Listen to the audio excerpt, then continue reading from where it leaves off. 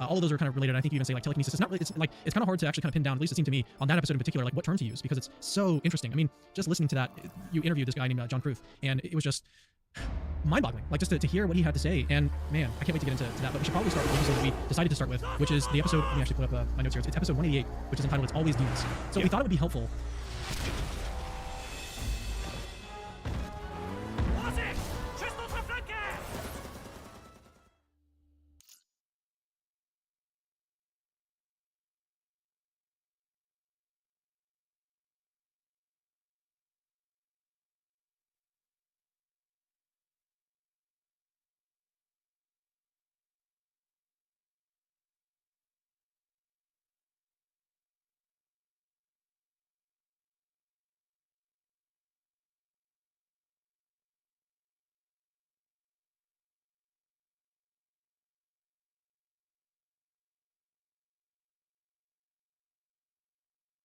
To start out today's show discussing the topic of demons. And I've done a lot of episodes. If you've watched Capturing Christianity before, I've done episodes where I've interviewed exorcists, I've interviewed psychiatrists who have interviewed and investigated these things on their own and even been part of exorcisms. The Catholic Church, one of the things that they do is they take claims of demon possession very, very seriously. So any good exorcist is going to do their due diligence to rule out any kind of like mental illness. And so they call on experts in mental health, like psychiatrists and psychologists, to come in and try to investigate these.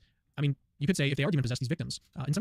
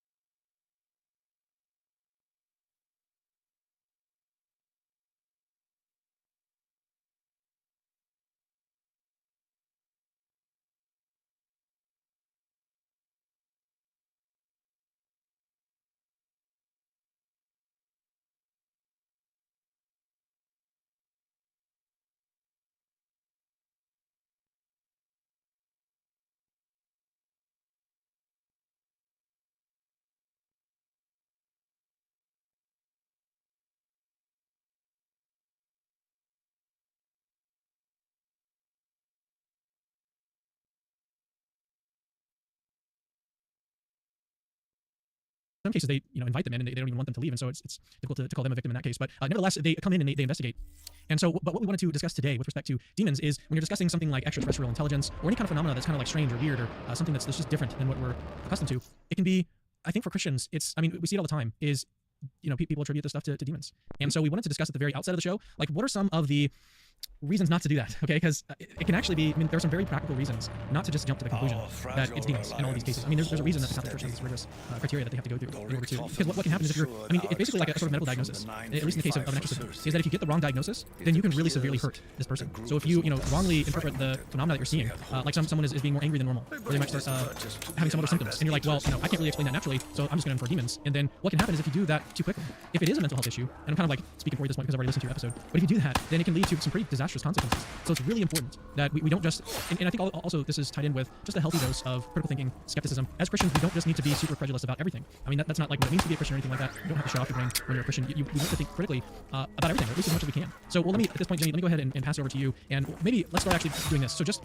give us a taste of what Jimmy Akin's Mysterious World is all about. I've got a link in the description of the video if you guys want to go check it out and see all the episodes. We have like, what, 300 episodes at this point? We're coming up on 300. Coming up on 300, yes. We have our 5th anniversary of the podcast coming up this August, and I have a special show prepared for that. Basically, what we do on Mysterious World is every Friday we have a new episode, and we typically are looking at a new mystery. Sometimes we have 2-parters, and a mystery will span 2 weeks because there's just so much to say about it. But we look at a mystery, and it can be any kind of mystery.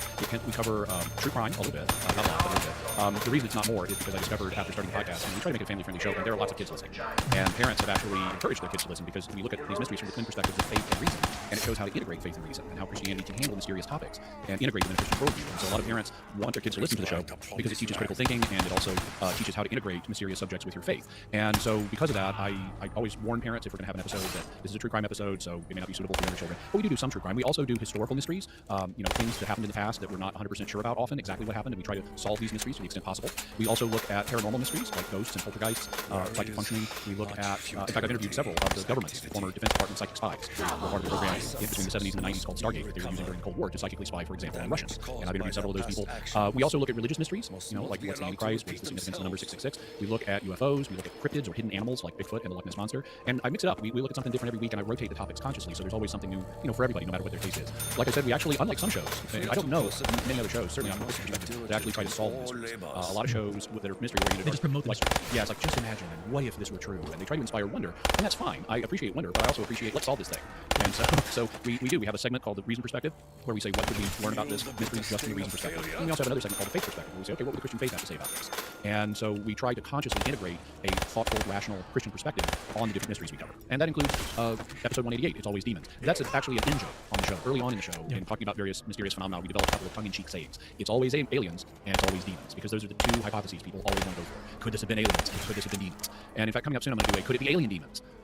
But one of the sort of foundational episodes that I did was on It's Always Demons, because a lot of people, especially a lot of Christians, leap to that hypothesis without adequate evidence for it. And that's bad for a number of reasons. One reason is it gives the devil too much credit. Christian theology has historically recognized three sources of temptation: the world, the flesh, and the devil. The world is the bad example that other people set for us, and so we see other people doing bad stuff that can tempt us to do bad stuff too. We think it's okay to do bad stuff. The flesh is our own disordered desires that we're born with as a result of original sin, and our disordered desires also can tempt us into sinning. And then the devil can tempt us, but the devil's just one of those three sources. And so if you say it's always demons, the devil is after me or something, you're going to scare yourself, and you're frankly giving him too much credit. He's just one of the three sources of temptation.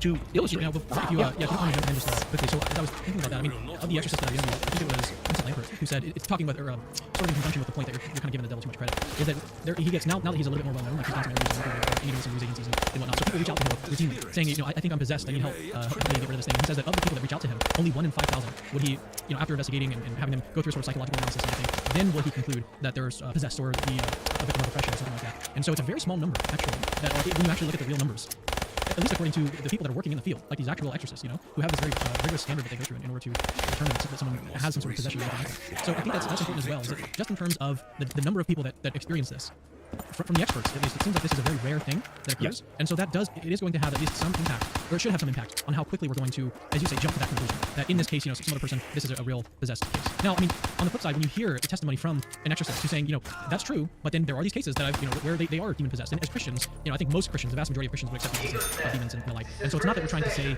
that you should never conclude that some demon is involved or anything like that. But just be more careful than I think that we see when people are investigating this sort of like mysterious phenomenon. Yeah, it is. Now, there are lower levels of demonic activity that are more common. Little temptations that people have. And there's really no way to distinguish that comes from the world of flesh and blood. It's not really worth worrying about that. The thing to do when you have temptation is ignore it. But there are the overt cases where it's really clear that it is. Those are real. And I've talked to other people working with exorcists who said the same thing, that in a city with a population or an area with a population of 2 million, you may have 2 people who are having overt manifestations. So the full-blown overt ones are real, and they do need to be taken seriously when they occur, but they're not as common as people often suspect. And to illustrate the dangers of leaping to the demon hypothesis, I begin episode 188 with 2 things. By the way, people want to, Cameron has a link in the description to the episode. You can also get it by going to mysterious.fm/188. But I begin with 2 illustrations of the problem of leaping to the demon hypothesis. The first is a clip from Saturday Night Live. You may remember a few years ago, Dana Carvey was a regular on the show, and he played a character named Enid Strict, also better known as the Church Lady.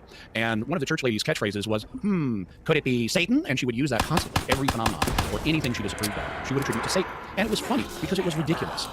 Not every phenomenon in the world is directly attributable to Satan, but anything she mildly disapproved of, could it be Satan? And people laughed at that because it was so ridiculous. And that's how Christians look when they attribute phenomena to demons without good evidence that it's demons. They look ridiculous. And I wanted to let people, see that and experience that. The other thing I did to begin the episode as a lesson in why we need to be really careful here is I recounted some actual home exorcism cases that I found, most of them were within the previous 2 years. And I found them just by going on Google News and typing in exorcism and death. And I listed like 8 exorcism cases. Most of them were just diagnosed by people at home. Most of them involved people's children who were acting up in various ways. The parents concluded their children were demon possessed, and they did an at-home exorcism that ended up killing the child.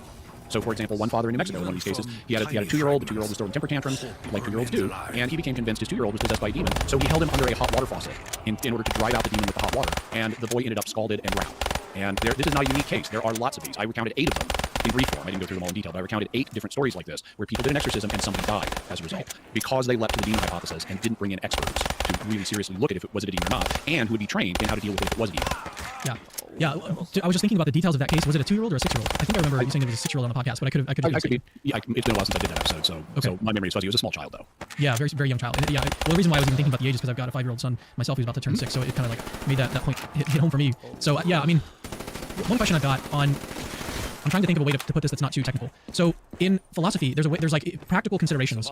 There's a question in philosophy whether or not a practical consideration should make you require more evidence for something. And so a lot of philosophers actually think that that's not the case. That just because you've got some nasty consequence that might follow from holding a belief, that doesn't actually make it the case that you've got to have more evidence for something. And so I wanted to kind of get your idea, or your thoughts on that type of reasoning, whether or not you think that practical concerns can actually raise the bar. You need to raise the bar in that case, or would you say that? So to me, I mean, because we've already given like an actual non-practical reason for not jumping to that conclusion, which is the fact that of the people that do reach out to exorcists and that go through this process and get checked out and everything, only a very small number of them are actually demon possessed. And so that's a reason alone, like even apart from this other consideration that we were just discussing with the fact that like people who do this too quickly, it can lead to real harm and in some cases death. And so, but that was one of the questions that I had. It's maybe a little bit esoteric and people may be interested in it, but I was just curious your thoughts on it. Let me address that. So I assume what you're referring to is like Alvin Plantinga's Reformed Epistemology and so forth. Or no. Oh, okay. Why don't you say to me in technical language, and that may help. Okay, so the term is pragmatic encroachment, and it's whether or not a practical or pragmatic reason can impact the epistemic situation that one finds themselves in. So, if there's some great practical benefit that might incur from believing something or not believing something, then that can actually pragmatic encroachment says that the pragmatic can actually encroach on the epistemic. And I would agree with that because, and it seems to me that that's just common sense. I mean, suppose that I have money on the line in some case. If I let's say I'm buying a house and the house costs $1. Well, okay, that dollar doesn't. I have several dollars. So a house that costs me $1 is not something that if I invest $1 in this house and it turns out to be lousy, it's easy for me to get a different house. All I spent was $1, so I don't have a high duty to investigate. Is this house really going to be worth it to me? But if I'm looking at another house and this other house costs $1 million, well, I don't have several $1 million, and so if something's going to cost me $1 million, assuming I can get a loan for that, I really need to check that house out and find out, is it really going to do what I need? Is it a good house? Is it leaky? Is it drafty? Are there problems with it? I really need to, just as a matter of practical reason, investigate this house to find out if it's worth $1 million. Whereas I don't really need to investigate a house to find out if it's worth $1. So, just practical reason tells me the greater the stakes, the greater I need to investigate if I can. Now, there are situations in life where we have big stakes and no way to get the data we would like. And in those cases, you have to roll the dice. You have to hope the hard 6 comes up. That's 3 by the way. So there are situations where we're forced to make difficult choices without the evidence we need. But if we have evidence available to us, the higher the practical stakes are, the more we need to invest the time and energy looking at that evidence. Yeah, I just wanted to kind of highlight the fact that this is, I mean, in philosophy is an area that I'm really interested in. That's the area that I'm most familiar with, is philosophy, religion, and epistemology and stuff. And so I actually did kind of want to talk about this a little bit. Like, why am I even talking about this on Capturing Christianity, these different subjects like demons and aliens and all these things? So I've noticed as I was like, there was something that came up the other day on, because I browse Reddit every now and then, and there's a UFO Reddit and everything, and I never really took it seriously. And then one day I saw this claim about David Grush, and I was like, well, that's interesting. This guy's like a whistleblower, and he seemed to be like respectable and stuff. And so like, what does he have to say? And then I watched this interview, and I'm like, this is pretty crazy. And then I started to think, well, there's actually a lot of overlap between apologetics and questions of ETIs and even demons. If demons exist, that seems to be some pretty good evidence against atheism, in my opinion. And so atheists have to find some other natural explanation as to why these people are behaving in the ways that they are. One of the ways that exorcists will infer that a demon is present is if the person suddenly starts speaking some ancient language that they've never learned, or that they have this sort of hidden knowledge, where they know something going on remotely that they couldn't otherwise possibly know what's going on. There's all sorts of things that they use in order to infer that some demon is operating. But atheists, what they'll have to do is find some natural explanation to account for that. But it's actually pretty difficult in a lot of these cases. Like, how do you account for someone suddenly speaking some ancient language in an ancient dialect that's never been spoken or hasn't been spoken in several hundred years? And atheists would have to take that and be like, I think the best they might be able to do is that, like, well, they learned it some other way and they just didn't tell anyone or something like that. And so that's, go ahead. Yeah, so you mentioned several of the criteria that are used for diagnosing demons. One of them is knowledge of a language the person doesn't naturally have knowledge of. Another is other knowledge the person doesn't have knowledge of, like knowledge of distant things or future things. Another is physical feats the person should not be capable of, like levitation or crawling up a wall or physical strength. And then the final one is, in classical enumeration, is aversion to the holy. So if the person can't bear to look at a picture of Jesus or Mary, or can't hold a Bible, or can't hold a crucifix, that's kind of the clincher. And then really we should also enumerate manifestation of an alternative personality in the case of possession. Now that wouldn't be the case for obsession, where a demon is messing with somebody but they're not seizing control of them. But if they're actually possessed, then they manifest an alternate personality that displays these characteristics.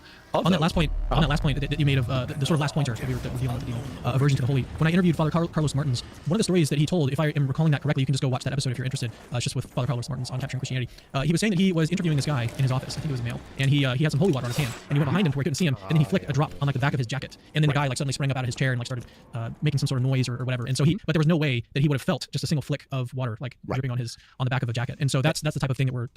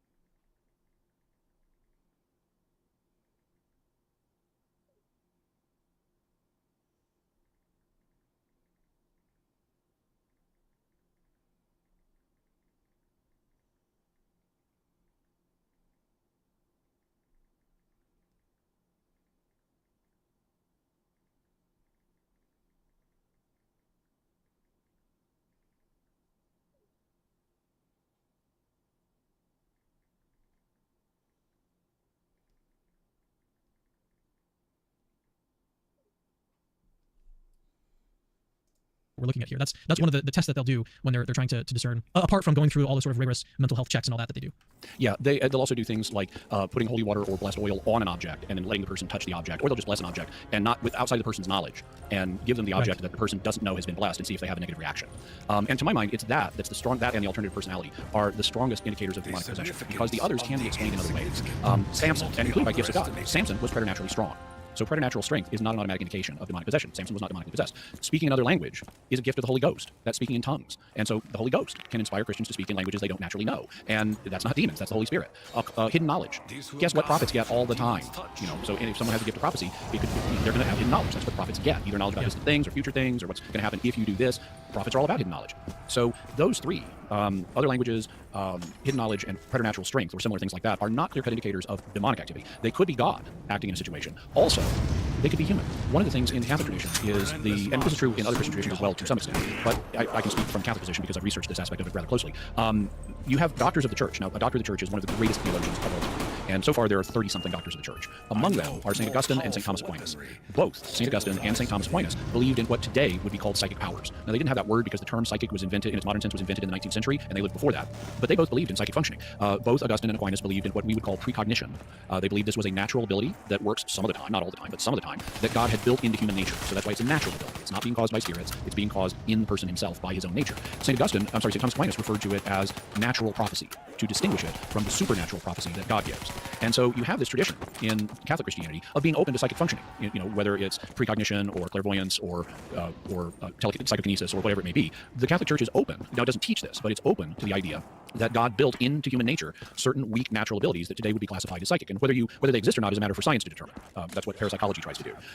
But because the Catholic tradition is open to psychic functioning, you read various exorcists and they will acknowledge this. For example, there was a very famous exorcist in Rome who was a friend of John Paul II named Corrado Balducci, and he wrote a whole book about the devil and possession and so forth. I've read it, and he talks about how in some cases people are just using telepathy and they get hidden knowledge by that, or they're using precognition and they get hidden knowledge by that. So you can't automatically look at foreign language or hidden knowledge or preternatural strength as conclusive proof of a demon. It could be mental illness, it could be some other natural cause, it could be God causing these, or it could be natural human abilities that as yet are poorly understood. What is the real clincher that it's a demon is the alternative personality and absence, provided there's an absence of mental illness, so it's not dissociative identity disorder, and especially aversion to the holy, especially when the person has hidden knowledge of the holy. So like if you bless an object, the person doesn't know it's blessed, but you give it to them and they have a horrible reaction. Okay, the demon knew it was blessed, even though the demon's victim did not, and that's strong evidence you got a demon.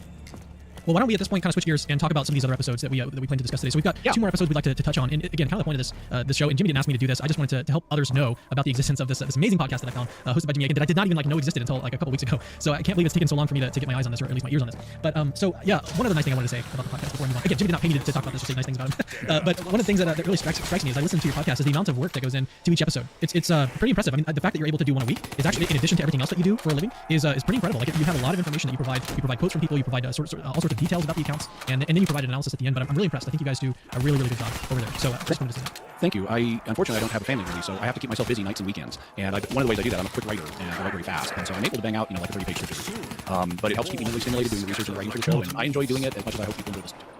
Awesome. Okay, so let's now turn to, so in the title of the video today, I think I've got like, this is genuinely unexplained. And so we haven't gotten to that yet. We're about to. So we've got two different cases we're going to look to that I believe Jimmy would say, this is genuinely unexplained phenomenon. Like, what do we do with this? It's really hard to know. So the first case is actually going to involve what might be extraterrestrials. And this happened, remind me of the years, with 1964, episode 231, Lonnie Zamora. He was an officer, is that correct? Yes, he was an officer in Socorro, New Mexico. So why don't you go ahead and set us up on this one and explain kind of the basic details. Okay, so it's 1964. We're in the state of New Mexico at a place called Socorro. And Lonnie Zamora is a local police officer. And he's driving down the road. He sees a black car that he believes is driven by a 17-year-old young man that he knows, and it's speeding. So he thinks he's got a 17-year-old kid driving recklessly. He takes chase. He starts following the kids, and then he hears an enormous roaring sound. And he remembers there is a dynamite shack nearby, and he's afraid the dynamite shack, the reason for the roaring is the dynamite shack may have blown up. He also looks and he sees like a tower of flame. And so he thinks the dynamite shack may have blown up, and so he starts heading towards the dynamite shack in case anybody is injured and needs emergency care and get taken to the hospital and things like that. However, when he gets to where the dynamite shack is located, he's got to drive up on this embankment, and he looks down over the embankment and he sees what initially strikes him as an upside-down car, and he thinks that it's an upside-down white car that some people have flipped over, and again due to presumably reckless driving or something. And he sees a couple of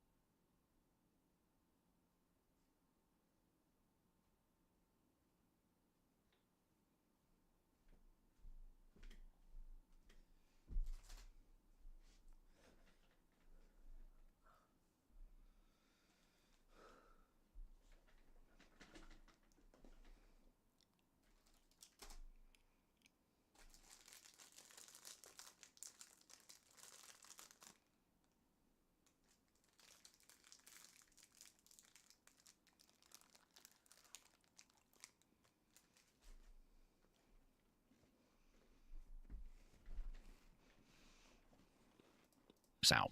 And he remembers there is a dynamite shack nearby.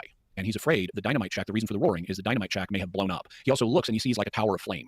And so he thinks the dynamite shack may have blown up, and so he starts heading towards the dynamite shack in case anybody is injured and needs emergency care and get taken to the hospital and things like that. However, when he gets to where the dynamite shack is located, he's got to drive up on this embankment, and he looks down over the embankment and he sees what initially strikes him as an upside-down car, and he thinks that it's an upside-down white car that some people have flipped over, and again due to presumably reckless driving or something. And he sees a couple of people, smallish people, wearing white coveralls outside the vehicle. As he gets a closer look at the vehicle, though, he notices it's not really a car. It's more oval than that. It's a white, silvery metallic oval. It's got an insignia on it, which looks kind of like a red arrow pointing upwards with an upside-down letter U over it. It's got this strange insignia on it, and it's got flame coming out from underneath it, and it's got landing struts underneath it. One of the things that sort of struck me in the episode that you guys when you were discussing the details, is that there was like some flames coming out, and the flames were narrower at the top. Yes, that was I mean, I don't know much about flame production, but that sounds abnormal. If they're narrower at the top, that to my mind would seem consistent with, because normally in a rocket motor you have a nozzle that expels the flame, and then because the flame is not coherent, it spreads out as the rocket is being propelled upward or forward. But anyway, he sees this landing gear and this flame underneath it, and then the flame builds up. He hears some thumping, like a hatch being shut, and then he sees and he doesn't see the human-like figures anymore. So he hears what sounds like a hatch shut. Maybe they went back inside this thing, and then the flame intensifies. It starts licking off from the ground, and it starts making this enormous roaring sound again. And he's afraid it's going to blow up. It sounds like it's just so loud. He's afraid it's going to blow up. So he starts running back towards his police vehicle. He actually bumps his leg on the fender. He's so anxious to get away from it. It rises up past the embankment, and then then the flame disappears. After it's risen, the flame stops, and then it shoots off very rapidly over the mountains and is lost sight. And so that was his basic experience with it. But after his experience, immediately after, he went down to where he had seen it on the ground, and there are impressions on the ground from the landing gear, and from the flame, the vegetation has caught fire and is still smoking. And he called for backup. He was in radio communication with the local police station. They sent other officers. They saw the same things. They took pictures of it within like half an hour of the encounter. They had photographs of the impressions on the ground and the smoking vegetation. So they had physical evidence. Right. So that kicks it. That would qualify this as a close encounter of the second kind, which is where a UFO has a physical effect on its environment. And the fact he saw apparent occupants would make it a close encounter of the third kind on J. Allen Hynek scale.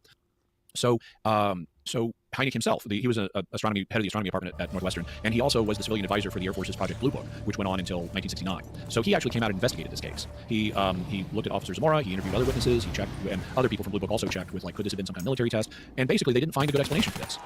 They considered a bunch of possibilities. Could this have been a hoax? Could it have been misidentification of something else? Could it have been a secret science or engineering project that the government or military was doing? They looked at all that, and we can go through some of those possibilities if you like. But Hynek basically concluded we don't know what happened in this case. Hynek said this guy's honest, and we got these photos that other people took of the effects of these things. Now, other people also besides Zamora saw it in the area and heard it. So this was not just a one-person thing. And so it looks like a real event that really happened.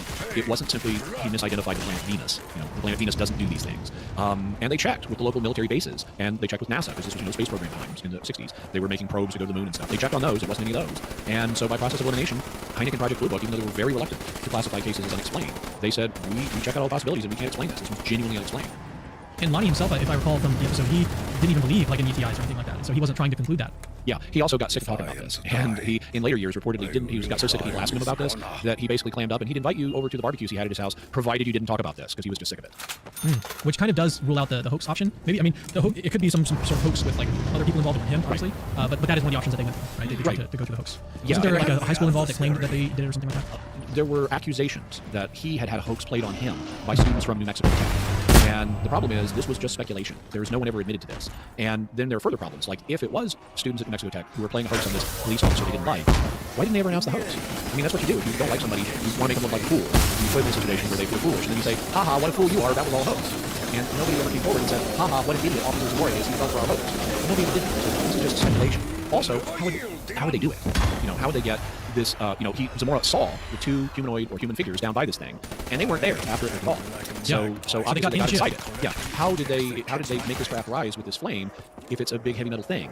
I mean, you can't just go down to Home Depot and get a rocket motor to lift off with, and then they need some other way to zoom off over the mountains quickly without a rocket motor. So it seems unexplainable how they would actually execute a hoax like this. There have been proposals like maybe they had a balloon and the balloon was tied to a vehicle, but then this isn't the New Mexico desert. If you got a balloon tied to a vehicle and the vehicle is racing off, it's going to kick up dust. You're going to see the dust trail on the ground for the thing. So, and a balloon like this probably, if it's being drugged by just an ordinary vehicle, is holding people, and it looks like this craft is made out of metal. So if it's capable of holding people and there's no basket under it. So it's a hard case to explain. So as I was listening to the episode, I was thinking like, what could explain this? And I think I've got a possible explanation that I don't think you've considered yet. Oh, okay. So yeah, demons. Okay, let's go back to first principles. What evidence do we have of demons being involved? Is anybody displaying occult knowledge, hidden knowledge in this case? No. Is anyone speaking a foreign language that they don't naturally know? No. Is anyone doing anything preternaturally strong? No. So none of our inconclusive tests seem to apply here. Okay, how about our more conclusive ones? Is anyone displaying an alternative personality in the absence of mental illness? No. And does anyone here have a strong, unexplainable aversion to the holy? No. So we don't have good evidence of demons being involved in this case. You can conjecture anything you want as a demon. I mean, even angels can pass as human.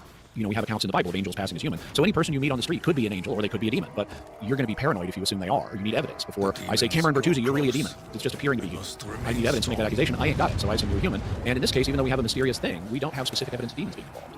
Right. I mean, what would the hypothesis? The hypothesis would have to be something like, okay, these were two demons in some kind of physical form. They had some kind of craft that they had. Where did that come from? Did demons just have like spacecraft now that can fly and zoom and everything? You can physically see it, and it's going to leave physical impressions and marks and everything. It just seems. I mean, this doesn't seem like a good explanation to Jewish people. There's other possible explanations that could explain it. And again, in this case, we're saying it's going to explain. There are maybe some sort of ETI explanation that you could appeal to. But apart from that, what is going to explain it? It's probably not demons. Yeah. So apropos of that, now.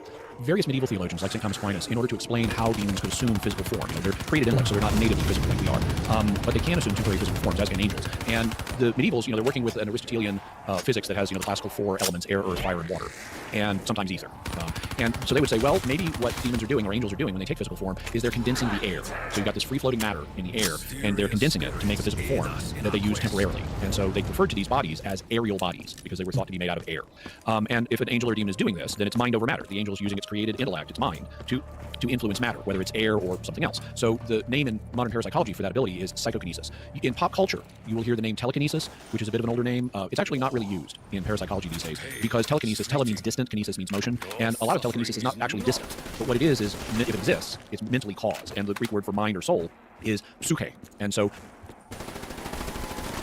Looks like we got Jimmy. He's paused here. We'll see if he comes back. I did have some more questions that I wanted to ask him about some of the recent stuff. He was on, if you didn't know this. Okay, he's gone. We'll see if we can get him back here. He'll probably come back in just a second. So, yeah, here he is. All right, there we go. You're back. There we go. I'm back. So I was just saying that the term telekinesis isn't really used in parapsychology these days, because tele means distant, and so telekinesis would be distant motion. But a lot of mind over matter is not distant. But it is, if it exists, it's caused by the mind, one of the Greek words for which is psyche. And so it becomes psychokinesis, mind-caused motion. And so angels and demons have psychokinetic abilities, and they can manipulate matter. They can manipulate matter in such a way as to generate temporary forms for themselves. And if they can do that, they could presumably manipulate matter in such a way to make a spaceship. So could God. So even though, to quote James T. Kirk, what does God need with a spaceship? He could make one himself if he wanted, if he chose to. And so could an angel or a demon. But the question is, why? We don't have any evidence that these folks were demons, and making spaceships is not consistent with what we see demons doing in the Bible or in Christian history. I mean, they're not saying, hey, let's all go worship Baal, or by the way, worship me. They're not possessing anybody. And so this isn't consistent with the known behavior of demons. They would have to be doing something new and different than what they've historically done. And that means we don't have good evidence for this. This isn't a known demon behavior. I'd like to, at this point, let's see if I can get my screen to show up. So there's been a couple comments along the same lines. Let me go ahead and pull this down here so it looks okay on the screen. So someone says, Word says, this such silliness undermines our credibility when presenting the gospel. Aliens are not real. I'd like to discuss this, and then there was another comment that was made by Christopher Hatch. Cam, why are you bringing on these cranks? It discredits your channel and our faith, young man. So I'd like to address these comments a little bit. Sure. So earlier I said the reason why I even have an interest in this topic at all is because some of the recent claims that were made by this whistleblower David Rush. We've done an episode on that just a week ago at this point. Highly recommend checking out that video. And there's actually been some more developments on that story that have come out. As soon as recently as I think yesterday or even on Tuesday, I think Marco Rubio came forward and said that there's other whistleblowers that are part of this. And so this is going to be a big developing story that's going to develop over the next couple months, and it's going to be very, very interesting. There's some really credible reports that are coming out about UAPs, ETIs, like really, really interesting stuff. So that got me thinking, well, how does Christianity, how can we integrate this topic? How can we really think about, if ETIs do exist, if there is some sort of extraterrestrial intelligence, how does that work with the Christian story? How should Christians respond to this? And then there's further questions about how likely, if we're thinking about apologetics, because I think about apologetics pretty much on a daily basis, and when I was interviewing exorcists and everything, I was thinking could this actually be evidence for the truth of Christianity? I think it is. I think it can be. If we find a good case of, good in the sense of evidential, right? Not in the sense of it's good that someone is possessed, but if we find someone, if we find good evidence for the truth of some sort of exorcism or demonic possession, doesn't that provide evidence for Christianity? It's got to. And so there's other further questions related to ETIs about how likely is it that life exists at all in this universe, given atheism. And that, to me, that probability is extremely low. It's extremely low that life would exist anywhere in the universe if atheism were true. But then if ETIs exist, it's not just that we have human life or animal life, or it's supposed that evolution is true, everything's true, or common sense is true, everything goes back to this one everything sort of sprung from. But the question is still how did that life begin? So how likely is that? So not only do we have life on this planet, if we have life on other planets, or maybe even these interdimensional beings that exist in other parts of the multiverse or other dimensions or whatever, where did they come from? How likely is it that they would arise given atheism? So some people, Tyler McNabb on the previous show even argued that the ETIs are evidence for theism. So there's all sorts of interesting overlaps here that can actually, all of this stuff, nobody else in the apologetics world is really talking about this, because I don't think they've seen necessarily the connections between apologetics and these topics. But so what we're doing is we're just exploring them and seeing what we can do with them. There's even another philosopher that I've had on. His name is Dr. Shandon Guthrie. And what he wants to do, kind of similar to what's gone on in philosophy of religion. So in philosophy of religion, you have these papers that are published and all of these different really interesting arguments for and against the existence of God. But you've got all of these very highly developed, sophisticated arguments from contingency, the Kalam cosmological argument, fine-tuning arguments from moral knowledge, all sorts of different arguments for the existence of God developed at a very high academic degree. But when it comes to these other topics, and maybe it's because they're taboo, people don't want to talk about them, like aliens or demons or whatever, like there's not as much academic interest in these subjects. So what Dr. Guthrie wants to do is apply the same sorts of standards that are used in philosophy of religion and apply that to other subjects like demons and angels. Or I don't think that he talks about this, but with respect to ETIs and extraterrestrial intelligence. So I think that's, hopefully we can get people interested in this to really think hard and clearly and critically, but because I don't think it's helpful to just ignore. This is one of the if this is true, this has got to be like one of the biggest stories that's like the history of mankind, that extraterrestrial intelligence exists. It's got to be even if we can confirm that demons exist, that's got to be huge. So anyways, those are some of the reasons why I'm covering this on this channel. I think that there's a whole lot of overlap, untapped potential in this area for apologetics, and I'm hopefully going to encourage other people to start talking about these subjects and start to really think like, if this is true, what impact does that have on my worldview? Anyways, yeah, go ahead, Jimmy. Yeah. Well, in fact, strictly speaking, angels and demons both would be ETIs. They're not native to Earth, so they're extraterrestrial, and they're intelligences, so they're ETIs. Also, they're not from our physical dimension, so they are some kind of interdimensional creature. They happen to be purely intellectual ETs rather than physical ETs like we are. But I would be careful about saying, This discredits the gospel. Well, especially that, because actually a lot of it bolsters it, because they would be other children of God if they exist. And I don't have proof that they exist. I don't claim that, but I don't dismiss it either. I don't look down on possibilities. I want to give every possibility a fair shake and see what it has to say for itself. But it's certainly not going to discredit the gospel in the eyes of atheists for a Christian to talk about aliens, because belief in aliens is more common in secular society than it is in a lot of Christian society. So actually, it's not going to discredit the gospel. It's going to show non-Christians that Christians are capable of taking this seriously and wrestling with the issue in a fair way, rather than just automatically going, "Oh, aliens can't exist." How do you know that? Is it your theological beliefs telling you that? Exactly. Because how are you proving this negative? All right, let's move on at this point to discussing the last episode I wanted to get to. As to why you have cranks on like me, I'll have to let you answer that. Oh yeah, everyone knows that Jimmy's just a crank. He doesn't. Jimmy, like if you watch anything from Jimmy, I even had a comment, I think, on the as we were preparing to air this video. So sometimes I'll put this link available like a couple days before we go live, so people can start to get excited about the upcoming show and everything. And I think one of the people in the live chat before we went live was saying, "Oh, this guy again, he's critical of everything." And so we have that opinion of people who actually engage with what you're having to say. And you have people on the other side calling you a crank, supposedly maybe because they think that you're just credulous about all this stuff. But the reason why I have Jimmy on is because he researches and he's a very, very critical thinker. I try to apply. By some definitions, you could call me a skeptic, meaning a person who doesn't just accept a claim. But that term also tends to mean disbeliever, and that's not what I am. I try to be an open-minded critical thinker. So I try to consider every possibility. I look at the arguments for it, even if it's a widely rejected hypothesis. I did on Mysterious World. I did an episode on the flat Earth theory, and I tried to be I'm not a flat Earth supporter. I think the evidence strongly supports a globe Earth theory, but I wanted to be as fair as possible and use actual flat Earth arguments and evaluate them. And I wanted to be as fair as possible to the people. When we did that, I told Domenico Bettinelli, my co-host, in doing this episode, we are not going to use the term flat Earther because that's a pejorative. Call someone a flat Earther, it's an insult. So in this episode, we're going to talk about flat Earth supporters and globe Earth supporters to put them on an even footing and be fair to them, including with the language we're using. So I try to be fair and open-minded, but also use critical thinking for all positions. So at this point, let's turn to the last episode that we wanted to cover in today's show, which was something. I think it was John. Oh, we lost Jimmy again. We'll get him back in turn in just a second. There he is. All right, there you go. You're back. So, John Kruth. Okay, so he in the episode he was saying that he'd never had an interest in psychokinesis or anything like this prior to doing this investigation. He just seemed like such a credible witness to me. I never doubted 1 second while I was listening to this interview what he was saying, because he sounded like he was really trying to do his best not to jump to any conclusion. He was like wanting to test out the claims that were being made here, and then stuff that he saw was just like so puzzling. Okay, I don't know what to do with this stuff. So let's talk about this one. This one is episode 260. It's titled 21st Century Poltergeist. Actually, since I don't have much my interest is starting to grow in this area, but since I don't have much familiarity with it, I actually had to look up the definition of poltergeist. Okay. So poltergeist is a ghost or supernatural being responsible for physical disturbances. Mm-hmm. And when I read that definition, I wondered if that's an appropriate, like maybe he was using the term slightly differently, because I don't know if that's what was going on in this case. This case is super strange. It sounds like, it literally just sounds like a movie, but this actually happened. It's crazy. So enough incredulity on my part. Tell us what happened here. Okay, so first of all, you're right that the term poltergeist that you read from the dictionary that's not how the term is used in psychology. Originally, so for hundreds and hundreds of years, we have records going back to like the 8500s of this. People have reported strange phenomena around them. Occasionally, this is fairly rare, but they report it, where objects are moving without explanation. You're in your home, you're with your family, all of a sudden a book flies off the bookshelf and moves across the room. Or you hear unexplained banging sounds, like someone's trying to bang down your door, but there's nobody there. And there are other ways that this phenomenon manifests, but it's noisy. And so in German, even though the modern German word for this is a Spuk, they became known, or it was hypothesized at the time, that if you got these strange noises and strange objects moving without a human cause, that it's a spirit and a ghost. And so the German word Geist just means spirit. It can mean a human spirit. It can also mean a non-human spirit. That's why we talk about the Holy Ghost, because he's a spirit. He's the Holy Spirit. So because these spirits that they assumed were responsible for these phenomena were causing a lot of noise, they became known as poltergeist, or poltergeists, noisy ghosts, noisy spirits. And the spirit hypothesis is possible. We already talked about how, well, angels and demons have psychokinesis. They can affect matter. Human souls might, if they're the same fundamental thing, they're spirits, maybe they have psychokinesis too. The parapsychologists, we've got some evidence that living animals can display psychokinesis sometimes. So the spirit hypothesis explanation for poltergeist phenomena is the most common understanding, and it's the one you'll tend to encounter outside of the parapsychological community, like in the dictionary you read from. But beginning in the 20th century, in parapsychology, a lot of parapsychologists started to look at poltergeist cases and begin to question the spirit interpretation of it, that there was a spirit producing all these phenomena. Because in a lot of these cases, there was no evidence of a spirit. There was no alternative personality manifesting. There was no communication with a spirit. The spirit was not writing messages on people's mirrors or things like that. There's no evidence of an alternative personality or spirit in these situations. What they noticed instead was that there tended to be one living person in each of these cases, and sometimes more than one, but usually one living person in the majority of these cases who was always present when the phenomenon manifested. If things start moving or things start banging, there's this one person who's there. And this one person, sometimes a young person, but not always, was usually under a lot of stress. And so it was like, could they be throwing these objects or making these banging sounds to work out their frustrations?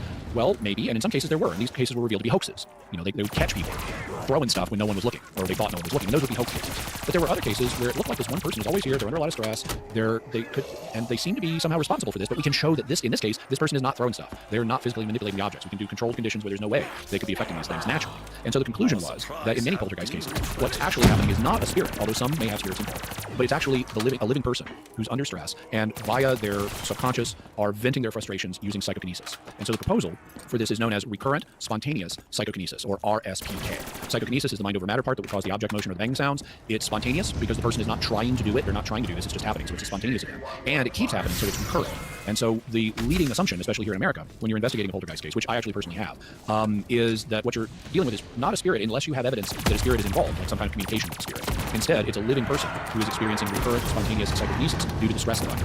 And the resolution for the client then is to try to help them learn to manage their stress or redirect what's going on so that it doesn't manifest in this destructive way. And that's basically what happens in the 21st century poltergeist case. This is a case that occurred in North Carolina. Now, you mentioned John Kruth. He's the director of the Rhine Research Foundation, which was created in the 20th century by the famed parapsychologist J.B. Rhine. It used to be part of Duke University, but then when J.B. Rhine retired from Duke University, he created this research center, which still exists. And John Kruth is the executive director of that. He was contacted by a local physician in 2013, so this is 10 years ago. And in 2013, a physician calls him and says, I've got a patient. He's an 11-year-old boy. His family's really concerned because in effect, he's displaying poltergeist phenomena on electronic devices. That's why this is called 21st century poltergeist, because we have all these electronic devices now. Now, one of the things that people may not be aware of, but the parapsychologists talk about all the time, is that psychokinesis can operate on different scales. If you see a book fly off the bookshelf and zoom across the room, that's a macroscopic object, the book. You can see it with your eyes. And so that's called macro psychokinesis, because it's a large visible object that's being affected. But there's also micro psychokinesis, where you might, for example, influence a random number generator on a computer, or you might affect a computer system. And this is, what you'd be doing is, it is mind over matter if this is real. You would be using mind over matter, but what you're affecting is a tiny little system with electrons running around. So this is that you can't see because they're so small. So this is micro psychokinesis. And this has actually been reported in some very famous circles. The famed Nobel Prize winning physicist Wolfgang Pauli was known for having a negative effect on his own equipment and other scientists' equipment. He was so famous for just unexpectedly equipment breaks around him. Other scientists dubbed it the Pauli effect. And it would at least be plausibly interpreted if psychokinesis exists, as Wolfgang Pauli had low-level psychokinesis that was busting lab equipment. Well, what was happening in this case is you had an 11-year-old boy who was having electronic devices bizarrely malfunction around him constantly. He lived with his mother and his grandmother, and his grandmother made a list of like 31 different things they had observed happening around this boy. And they happened to him at home, they happened to him when he was in school, they happened to him when he was over at friends' houses, so it was like this one boy is at the center of all this. And I'll give you an example of some of the things that happened. Their telephone would ring and beep when nobody was touching the phone and nobody was calling. So no one's touching the phone, it just starts ringing and beeping, even though you're not touching it, and if you pick it up and say hello, there's nobody there. The smoke alarm in their house would go off even though there was no smoke. Sheets used for standardized testing in school, if the boy filled them out, when he was doing a standardized test in school where you fill in A, B, C, or D, and they'd run his test through the machine wouldn't read it. It'd read everybody else's, but not his. Cell phones around him displayed strange behavior, like the screen on an iPhone suddenly turning completely upside down. And when they took it to the Genius Bar at the Apple Store, they couldn't figure out what it caused it. They'd never seen anything like that. Their television would randomly change channels and the volume would go up and down, even though no one was touching the remote control. Their washing machine, which was operated with computer touchscreen, lit up all the lights and went through bunches of different cycles and eventually stopped working completely, and they had to replace it.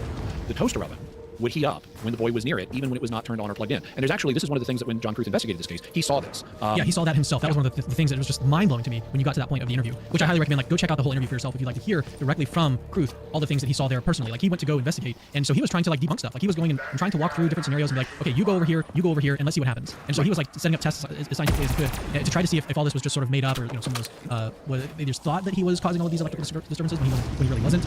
Like with the, I think it was a garage door or something like that. Like, he wasn't able to duplicate that when he went, but then as he started to investigate further, like, he found some issues with the phone when the 11-year-old boy would get on the phone, and then the toaster one was just like it wasn't plugged in, and like the boy started to get excited for lunch, and then it turned on. Just I don't know, not plugged in. I'll give some examples of the kind of tests he did, but to relate what happened with the toaster oven. So John is in addition to running the Rhine Research Center, he also has a background in computers, and so he was using his knowledge of how computers work to test some things that were going on with computers in the house. But he realized we've been talking to these people for hours and they haven't eaten. So he said, do you guys need to eat? And the little boy is like, oh yes, please, please, please, we want to eat lunch. And so they went into the kitchen, and the mom starts making the little boy a sandwich. And he's so excited for this sandwich. He's literally hopping up and down going, oh boy, oh boy, oh boy, oh boy. And I love that, the innocence of an 11-year-old little boy being that excited about a sandwich. I think that's awesome. But as he's doing that, the toaster oven heats up. And the toaster oven is not even plugged in. They confirmed it's not even plugged in, but it's just got hot. And because of how excited the little boy is to eat lunch. And so that's one example of something that happened to John. Another was the little boy, unlike any other boys of his age at school, was not allowed to have a cell phone because he couldn't use one. Anytime he got on a cell phone, this squeaking, squawking noise would begin that would make it impossible to hear him. And so John tested this out. He had the little boy place a call to his mother's phone, and his mother answers and lets John hear it, and you get hello from the little boy, and then the horrible squawking sound sets in. And so John goes to the little boy who's got the phone, and he's yelling into it, hello, hello, hello. But all that's coming out on the other end is this horrible noise. He says, let me see it. And he takes the phone, and the people on the other end can hear John just fine. And he hands it back to the little boy, and the horrible squawking noise starts again. Now, that's pretty weird. But, maybe the little boy had done something to his phone. And this is just purely hypothetical. Maybe he had done something to his phone, like he created an app or something, that if he picks it up, it's going to recognize his thumbprint or something and cause a squawking noise, but it's not going to do that for anybody else. That's hypothetical. That's very unlikely that an 11-year-old boy would build an app like that, especially if it's going to get him denied phone privileges that all the other kids his age have. So this is not a plausible hypothesis, but it is a possible hypothesis. So John, who being a scientist and being very careful, wanted to check it out. So they got a different phone. They tested this boy on multiple phones. So his phone, his engineer friend's phone, other people's phone, they give the boy multiple phones. Every time the boy tries to use it, horrible noise. But when anybody else uses it, it's just fine. And they could just hand it back and forth and the noise would start and stop. He also, the little boy had been forbidden to have a computer himself at home because they were afraid. And he was forbidden to use his grandmother's computer for the same reason. They had already replaced one computer, and the grandmother didn't want him breaking the new one too. So he was not allowed to come into her home office and not allowed to use her printer, her computer. So if he wanted to print something, he would have to send it to her, and he could, from another computer in another room, he could send it over the home network and print. But every time he did that, every piece of paper would feed through the printer blank. And then the grandmother would have to collect all the paper, put it back in, close the door, and then it would print whatever the little boy wanted. But this was another thing that John saw himself. The little boy wanted to print something for John. He sent the command to print. Every piece of paper in the printer tray fed through blank. The grandmother had to put them back in, close the door, and then it prints what the little boy was trying to do. And this happened over and over again. And so John, having a computer background, thought, okay, what could this be? Could it be a network connection from the little boy's computer? Could there be some kind of embedded command that is doing this? And they checked out all those possibilities, but it's just when John would print from the little boy's computer, it would be fine. But when the little boy printed from his own computer, it would feed every sheet of paper through before it would print what he really wanted. So this was very frustrating, but it was another thing that they were able to investigate. What are the different possible computer causes of this? And could they eliminate them? Another thing they did, they considered, and actually the little boy was considering this before they even made contact with John, is the boy generating some kind of anomalous electromagnetic field? And in fact, when one of the things that you look for when you're doing, I'm actually trained as a parapsychological investigator, and one of the things you do when you're starting an investigation or considering starting one is you look for evidence of, could this be a hoax? Could these people be just seeking publicity? Like they want to sell the movie rights, or they want to write a book, or they want attention or something. They want publicity. And so, being a good investigator, that's one of the things John considered. And he wanted to interview the family and ask what their goals are. And this is actually something that good parapsychological investigators do. It unlike ghost hunting shows, which are rubbish. You're not just going out and trying to have exciting experiences. What you're trying to do is help a client. And so if a client is having problems of some kind and wants a paranormal investigator to help, you need to find out, what is the client's goal? Do they want the phenomenon to stop? Do they just want to understand what it is? Some people, they may feel, their dead loved one is visiting them. They don't want that to stop. They just want kind of a sanity check of, could this really be my loved one? It's trying to let you know they're okay now, which would make it an apparition, which the Catholic is totally open to. But in other cases, they want it to stop. They don't care about publicity. They just want this to end. And so John asked the family, what would you like to see come out of this case? And they wanted it to stop. They were not interested in publicity. In fact, it's 10 years later, they've never made their names known. And for privacy reasons, you protect your client. John has not revealed their names. But the little boy in particular had a personal reason for wanting John to become involved in the case. He said, I'm afraid my electromagnetic field may hurt my family. And so that's how, even already before they contacted John, they're thinking in terms of, could this boy have an anomalous electromagnetic field that is causing all these device malfunctions? And we've only actually named a few of them. There were a lot more. One thing, you did mention the garage door. That was malfunctioning intermittently. But in that case, John found, it's just broken. It's got a faulty connection. And this is one of the things that good, not ghost hunters, but good parapsychological investigators look for, is they look at every individual thing that's being reported and try to find natural explanations for it. And frequently, they will find that some of what's happening in a location is entirely natural. But people, once they get the idea something strange is going on here, then they naturally think everything that's strange is due to what they suspect. So like in this case, the little boy, they know strange stuff is happening with him around electronic devices. So the garage door is an electronic device. Strange stuff is happening with it. It must be the little boy. But not in this case. John was able to show, no, this is a separate thing. You just need to get this fixed.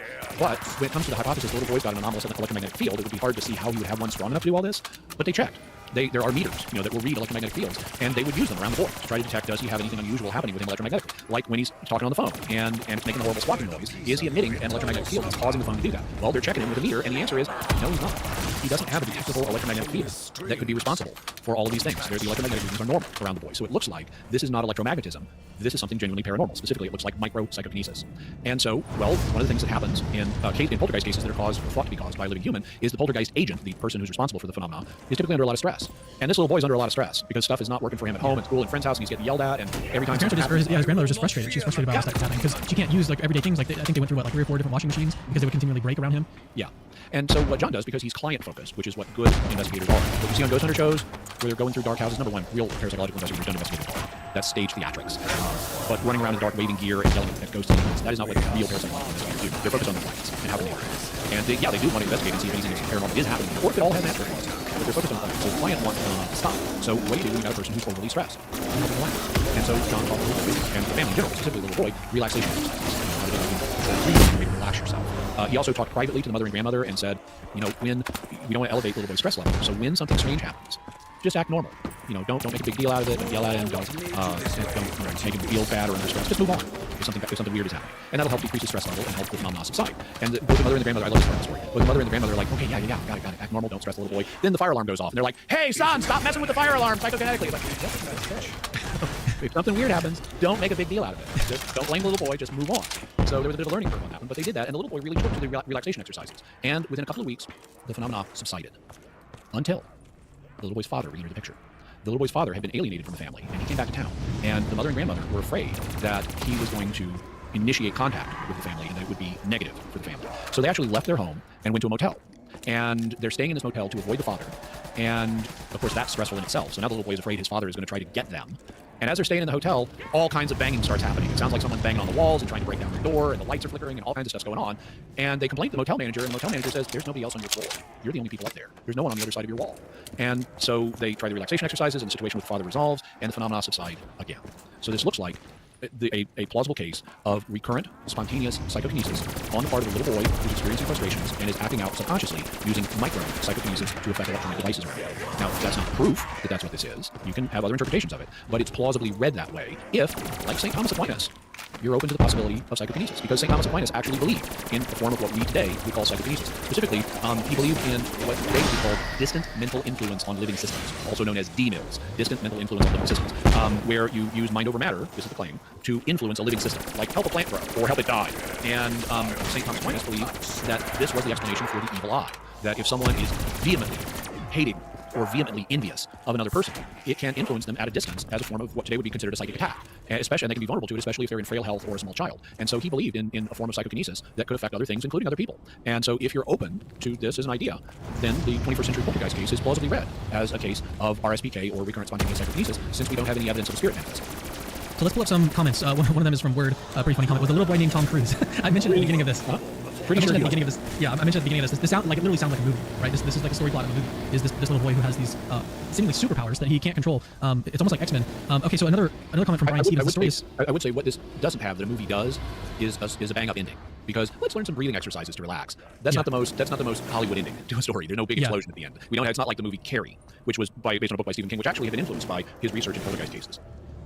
So then Brian Stevens says the story is so detailed and yet none of it is recorded. So he's been looking up the stories we've been talking about. Well, it is recorded. It's published in a peer-reviewed academic journal. It's in the Journal of Parapsychology. Maybe he means by recorded, he means like video. So I don't know that that's the case. What I do know is there's client protection, and you can't. It's like when you read a medical case in a medical journal, they're not going to tell you the name of the patient that had this bizarre medical condition. They're going to hide that. They'll give you data that's been peer reviewed, but they're not going to say, and here's a photograph of our anonymous patient, because that reveals the patient's identity. So as far as I know, they did do videotape and audio recordings of their investigation. That is common in parapsychological investigations. One of the things you always do is bring along your recording equipment so you can try to capture stuff, especially in poltergeist cases, because there's the potential of capturing visual phenomena on camera. The question though is, can you then release that data? And if the clients want privacy, you can't release the data because that violates client confidentiality. And this family has not wanted their identities known. They've kept this off the record for 10 years.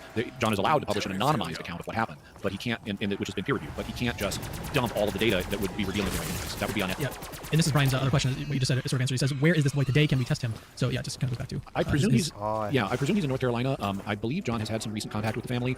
He would be in his early 20s now, and I gather he has developed normally. In terms of testing poltergeist experience, that's actually been done. In addition to learning relaxation exercises, one of the things that has been reported to help poltergeist experiencers is learning how to redirect their psychokinesis. So you can give them a psychokinetic task, like you make a little device called a side wheel. But basically, you got like a spindle with a little folded wheel-like device. It can be made out of paper or aluminum foil. You put that on, you put it in a sealed container so air currents can't get to it. And you say, okay, we've got this sealed container with a little wheel on a pin, make the wheel spin. without physically touching it, and you can't blow on it, and so there's no physical way to do it with your mind. And sometimes, and there are other devices that get used too. There's one called Edgeley wheel that gets used sometimes. And there have been cases where a person who is experiencing poltergeist phenomena has tried to concentrate their psychokinesis on a task like this, and that can cause the phenomena to diminish.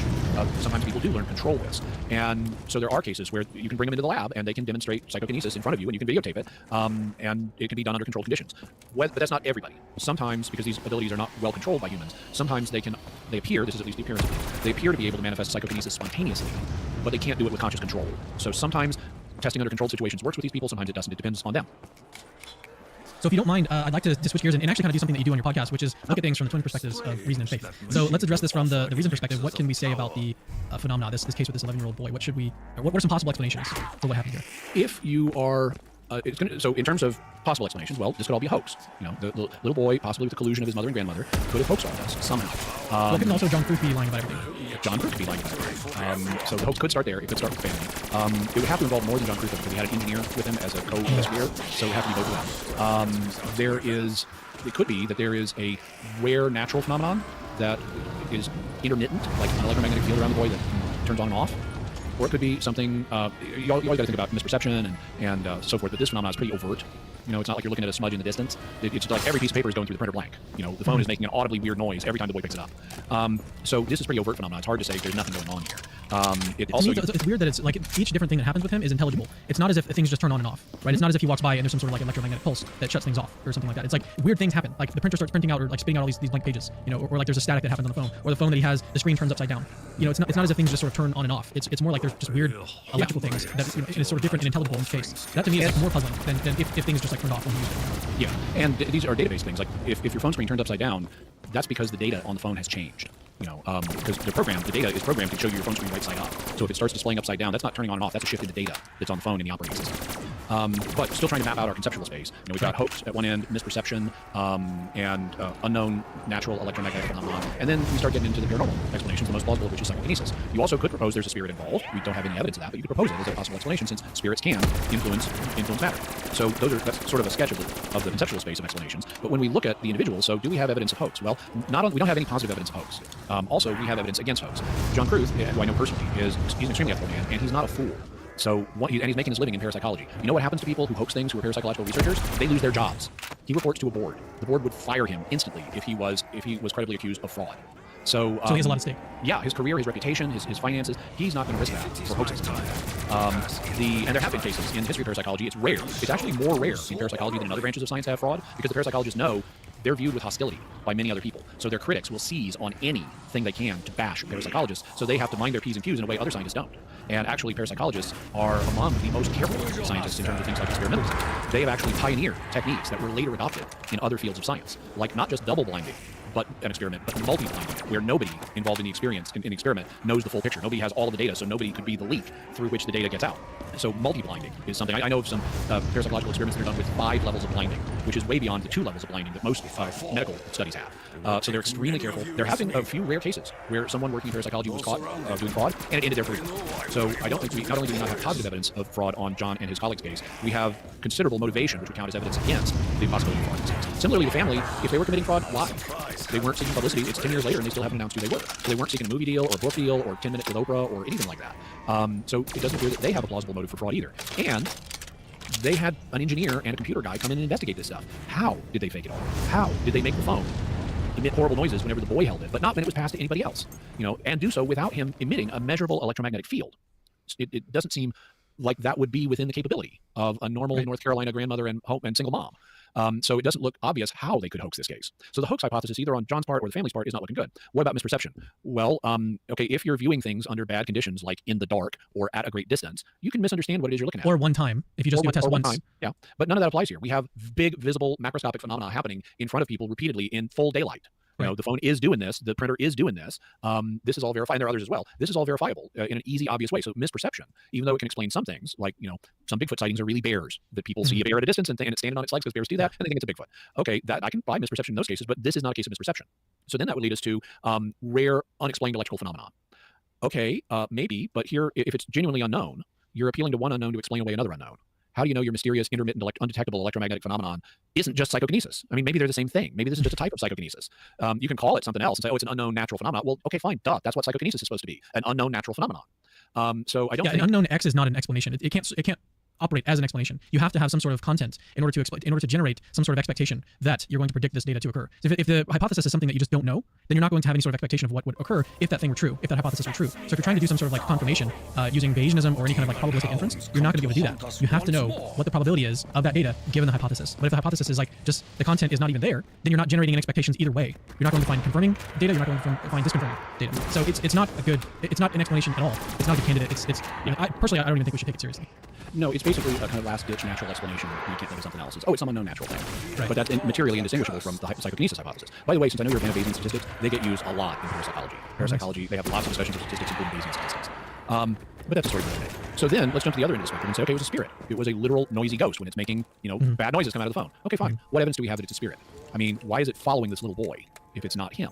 And then it's doing these very specific things. Like it's not as if when you pick up the phone, it's like whispering or doing something like maybe it would be writing something on the pieces of paper and they come out. Like it's not doing any of that. It's doing like flipping the phone upside down. Maybe you could say that they're just trying to cause confusion. Like that would be their motivation. So you could propose those things, but there's no effort at communication happening here. No discernible effort at communication. I mean, if it's a non-human intelligence, it could think completely differently than we do. Maybe it's trying to communicate, but we can't detect it. There's no voice phenomena. There's no writing phenomena. There's no intuition of I feel the spirit is telling me this. None of that is happening. So it doesn't appear that there's a spirit involved. There's just no evidence for that. You can propose it, but you can propose that in any situation, and we don't have positive evidence for it. So if we set it aside on lack of evidence, what does the evidence best seem to fit? The evidence best seems to fit if you're open to the possibility of psychokinesis. If you're not, then this isn't going to work for you. But if you're open to the possibility of psychokinesis, then the evidence best seems to fit. This little boy is recurrently, spontaneously manifesting psychokinesis, and it's due to stress. So when he learns how to manage his stress, the phenomenon goes away. When he gets new stress, like his evil father comes back into town, the phenomenon happens again. And when the father goes away, and the stress goes down, the phenomenon goes away again.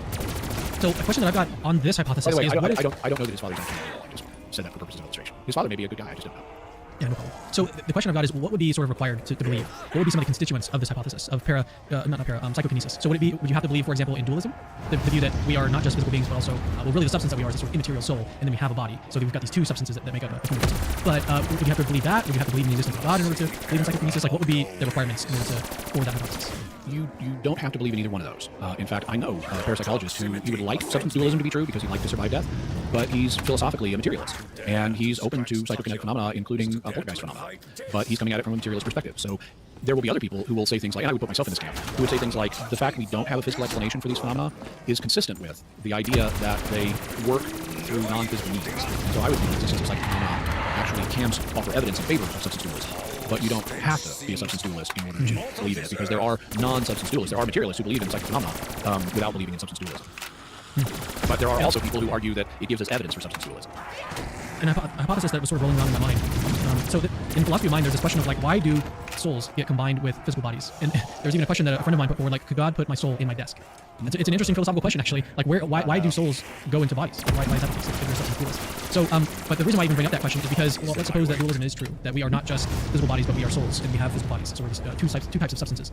So suppose that's true. I think that there's got to be some sort of boundary around where the soul and the body combine together, right? This soul is not going to be located sort of everywhere. It's going to be located somewhere, and it's going to be some specific space. But what could be happening? This is just my initial thought, is that the boundaries, and maybe this is a completely wrong way to think about it, probably, but maybe the boundaries of the soul and the body and the way that they interact, maybe the boundaries with respect to this young man, this 11-year-old boy, the boundaries were starting to get fuzzy, and they started to spill over. And so his the soul, in some way, because he was getting stressed and everything, and that's what was the sort of trigger to cause things. There was some sort of the boundary was fuzzy, and so things started to spill over and have an effect on other physical things instead of just on his physical body. So there are elements of that actually get discussed in parapsychology. You will find, for example, you will find, I know parapsychologists personally who will say things like, okay, if psychokinesis is mind over matter, well, I've got a mind and my body is matter, so lifting my arm is a form of psychokinesis, and my central nervous system is the interface that makes that happen.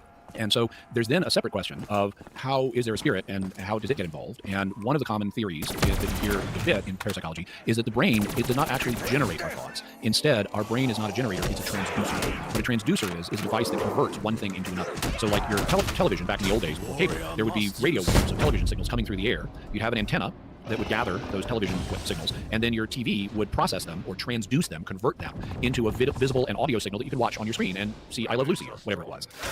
And so radios work the same way, microphones work the same way. Our eyes are transducers for visual signals into electrochemical signals that our brain can process. Our ears are audio transducers. We've already got transducers in our bodies, and they need to function right for the right things to happen. If your TV is broken, it's not going to process television signals. or if the speaker in your TV is broken, it's not going to transduce audio signals right. It's going to sound scratchy and horrible. So the proposal is our brain is a transducer for our soul or spirit, whatever you want to call it. And this is why people in ordinary life, our consciousness or soul or spirit is focused on working through our brain, which transduces our, let's say, free will choices into physical manifestations. And if our brain is not working right, let's say we're high on some drug or you had a railroad spike driven through your head, it's just like if you drive a spike through the speaker in your radio or television, it's not going to sound right. You're not going to think right if you gum up the transducer mechanism that is converting your soul's intentions. So this is one of the possibilities. And it would explain why people seem to be able to have conscious experiences without their bodies. Are patchy and horrible. What a transducer is in parapsychology, you will find, for example, you will find, I know parapsychologists personally who will say things like, okay, if psychokinesis is mind over matter, well, I've got a mind and my body is matter, so lifting my arm is a form of psychokinesis, and my central nervous system is the interface that makes that happen. And so there's then a separate question of how is there a spirit and how does it get involved? And one of the common theories that you hear a good bit in parapsychology is that the brain, it does not actually generate our thoughts. Instead, our brain is not a generator, it's a transducer. What a transducer is a device that converts one thing into another. So like your television back in the old days before cable, there would be radio waves of television signals coming through the air. You'd have an antenna that would gather those television signals, and then your TV would process them or transduce them, convert them into a visible and audio signal that you could watch on your screen and see I Love Lucy or whatever it was. And so radios work the same way, microphones work the same way. Our eyes are transducers for visual signals into electrochemical signals that our brain can process. Our ears are audio transducers. We've already got transducers in our bodies, and they need to function right for the right things to happen. If your TV is broken, it's not going to process television signals right. It may, or if the speaker in your TV is broken, it's not going to transduce audio signals right. It's going to sound scratchy and horrible. So the proposal is our brain is a transducer for our soul or spirit or consciousness, whatever you want to call it. And this is why people in ordinary life, our consciousness or soul or spirit is focused on working through our brain, which transduces our, let's say, free will choices into physical manifestations. And if our brain is not working right, let's say we're high on some drug or you had a railroad spike driven through your head, it's just like if you drive a spike through the speaker in your radio or television, it's not going to sound right. You're not going to think right if you gum up the transducer mechanism that is converting your soul's intentions. So this is one of the possibilities. And it would explain why people seem to be able to have conscious experiences without their bodies. There are various, they're called out-of-body experiences. They commonly are reported in near-death experiences. Let's actually, before you talk too much detail about that, let me ask the audience, if you'd like to have, or see Jimmy back to talk about some of these cases that you're just explaining, let me know. Let me know if you'd like to hear about out-of-body experiences, or what was the term that you sent me in the text, like remote spies or psychic spies? Remote viewing, yes. It's a discipline. Remote viewing, psychic spies? The Defense Department had a psychic spying program during the Cold War to spy on the Russians and Chinese and Muslim terrorists and drug smugglers, and it was called the Stargate program. They had the name before the movie and the TV show Stargate. And it's all been declassified now, and I know I've interviewed several people who were part of the program. I didn't dream years ago that I would one day have, the phone numbers of former psychic spies on my cell phone, but I do. And so, I'd be happy to come on and talk about that, or talk about near-death experiences, which have a lot of interest. Well, specifically near-death ones, because, these are cases where frequently the person's heart has stopped. They've suffered cardiac arrest, and still the person has these experiences that are highly suggestive of survival beyond death, including veridical information that the person did not know at the time of their cardiac arrest, but they come back with extra information that can be verified. And so there's a lot of interest there. In fact, I'm going to be using that in an apologetics book I'm about to write, talking about those experiences. So there's a lot of crossover on those things. But I was going to say, just real briefly, if the brain is a transducer rather than a generator of thought, that would explain why when someone's heart stops, they're able to continue to have experiences that include accurate information they didn't previously know. It's because your consciousness is not dependent on your body. Your body, and specifically your central nervous system, your brain, is a transducer for your consciousness, but it's not what causes your consciousness. So here's another possible explanation, and this one would probably need a whole lot more meat on it in order to sort of flesh it out. But this is if I can just kind of get like the basic idea out that I have in my mind right now, which is I basically got to use an analogy. So I think in the earliest Tesla vehicles, they had hardware in the cars that were not functional yet, and eventually, and this could be wrong, but it's supposed to be an analogy, so this could be false, but that doesn't matter. So suppose that there were this other company that released a car that had all of these functions that people didn't know about, but they were eventually going to roll these out through like software updates and firmware updates. Okay, so that eventually all of the capability of the car would be fully functional, say in like 10 years time after the first person bought it, through different firmware updates or upgrades. They kind of did that with iPhones. Not everything was functional yet. Correct. They didn't have copy and paste on the original iPhone, for example, but they were planning to build that into the OS. So yeah, so something like that. So that's the sort of analogy that I've got here with respect to. So like maybe this is a capability. Suppose that Christianity is true and that theosis is a thing that's going to happen at the eschaton, and so we're going to have this sort of transformation. We're going to be reunited with our physical bodies, and there's going to be different laws of nature, and things are going to be just a lot different. So, but suppose like it's not as if our souls are being changed or anything. It's not as if like who we are is going to change. Rather, the physical substrate that we possess, that may not be the right word to use, but like that's the physical body that is accompanied with our soul. Is going to be sort of fully functional at that point. And so what may have happened in this case is that some of his other abilities, again, kind of like this seeping through idea, started to like he had some of the functionality that's there, but in the current state that we're in, we're limited. Some of that has started to seep through a little bit. So that's the hypothesis. I don't know if it has any merit or anything. Feel free to just completely debunk it. But. Oh no, I'll actually build on it because now you're speaking from within a specifically Christian frame of reference, right. Which is different than a scientific parapsychological pure science approach. But from within a Christian frame of reference, we can ask about if God built these abilities into our nature, why did He do so, and why do they function the way they do? Maybe at the resurrection, when we have our new bodies and are completely perfected, we'll be able to use psychic functioning reliably. We're told we're going to be like Jesus. Jesus did things that are, he performed effects that parapsychologists actually have a name for. When Jesus gets out of the tomb, before the rock is rolled away, or when the disciples have the doors locked because they're afraid and suddenly Jesus physically appears there. In parapsychology, there's a name for that. That is known as apportation. An apportation occurs when an object physically appears somewhere with no natural physical route it could have gotten there by. So maybe if we're going to be like Jesus, we're all going to be able to perform apportation in the resurrection. But there's also a question of what about the other end of human history? Because there are various theologians like Aquinas who would say that Adam and Eve had what are referred to as preternatural gifts, which are basically superpowers. They're things human nature can't do today. But there have been Catholic parapsychologists, like the early 20th century parapsychologist Father Alois Feisinger, who proposed that what psychic functions are the remnants of the preternatural gifts that we had in the beginning. So our first parents, before the fall, on this hypothesis, would have had reliable psychic functioning, but then they damaged human nature through the fall of man, and as a result, the psychic functions that we have are weaker and unreliable, and will then get perfect restored functioning back at the resurrection. So that's one. I'm just heating up some leftovers. Do you want any leftovers? Of what? Either pasta or the... No, I'm good. I ate all that pasta earlier. You're not hungry for supper? Appreciate it, though. Possible scenario that is plausible from a Christian point of view. Okay, I think that's actually going to do it for us today. We've already been talking for about 2 hours, and we've got through everything that we wanted to get through. But Jimmy, is there anything that you'd like to leave with the audience before we close out today's episode? Anything that we didn't get into that you wanted to? Not in particular, but I guess I mentioned, thank you very much for having me on. I hope folks will check out Mysterious World. There is a video version of the podcast right here on YouTube. You can go to my YouTube channel, which is youtube.com/Jimmy Akin. So just youtube.com/Jimmy Akin. We have a new episode every Friday, sometimes more than every Friday. I try to keep it really interesting. There's a diversity of topics. We look at everything from the faith and reason perspectives. There's a lot more to know about all of these, and you can check out the episodes on them, but there are a lot of other mysteries too. And I try to open-mindedly, but using critical thinking, explore these things, and I hope you'll join us. So far, we have about 100,000 listeners per episode, including our audio listeners. You can find the show on any podcast platform. It's on Apple Podcasts, it's on Spotify, it's on Stitcher, it's on all those things. And it happens to be a top 20 documentary podcast in the U.S. on Apple Podcasts. So of all the different documentary podcasts they have on Apple Podcasts, we're in the top 20 consistently. And we often peak around number 6, 7, or 8 right after we release, even though we're competing against documentary podcast makers like NPR and various public radio stations that have way more money than we do. Yeah, that's impressive. Yeah, so check us out. Yeah, and then also feel free to...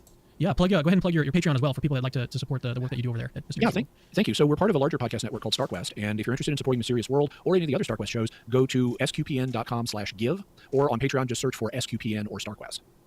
Excellent. Yeah, please go support him. Please support the work that he's doing. This is really, really good stuff. I want you to go check out his podcast. I've got it linked in the description of this video. Again, Jimmy Akin's Mysterious World. He did not pay me to say this. I just wanted to support him and then just talk about some really interesting stuff today. So hopefully you got something out of it. Hopefully it's starting to get some gears turning up there. And let me know what you think as usual in the comments. Let me know if you'd like to have, or if you'd like me to have Jimmy back on to talk about some other topic, or maybe some of these. What I've been actually doing is I'm trying to keep a close eye on the whole David Grush situation and anything that's sort of related to that. So you might be seeing Jimmy back on sometime soon to talk about some of those updates. But we'll see how things develop. We'll see how the content of Capturing Christianity develops. This is not going to be a sort of main thing every week that we discuss, but it is going to be a topic every now and then that has some overlap again with apologetics, and we'll find its way into our content every now and then. So thank you guys for watching. I'll see you guys in the next episode as usual very soon. So see you guys soon. Hey, it's me again. Actually, don't leave yet. I've got...